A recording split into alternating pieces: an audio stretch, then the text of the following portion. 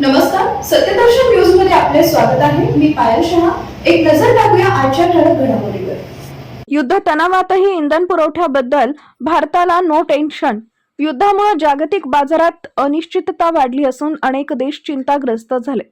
मात्र भारताला काही टेन्शन घेण्याची गरज नाहीये, कारण भारतात इंधनाच्या बाबतीत तातडीची कोणतीही अडचण निर्माण होण्याची शक्यता नाही. केंद्र सरकारच्या अधिपत्याखालील petroleum planning and analysis cell यांनी दिलेल्या आकडेवारीनुसार भारताची इंधन सुरक्षा सध्या मजबूत आहे. मध्य पूर्वेतील तणाव, समुद्री मार्गांमधील अडथळे आणि जागतिक किमतींमधील चढउतार असूनही भारतातील इंधन पुरवठा स्थिर आहे. गेल्या दशकात तयार करण्यात आलेल्या दीर्घकालीन धोरणांमुळे ही स्थिरता शक्य झाली असं पीपीएसीनं अहवालात म्हटलंय. भारतानं गेल्या काही वर्षात कच्च्या तेलांच्या आयातीचं स्रोत मोठ्या प्रमाणात वाढवलेत. पूर्वी सुमारे 27 देशांकडून तेल आयात होत होतं, तर आता तब्बल 40 देशांकडून तेल आयात केलं जात आहे. त्यामुळे तेलासाठी हॉर्म्युझ सामुद्रधुनीच्या मार्गावर पूर्ण अवलंबित्व राहिलेलं नाहीये.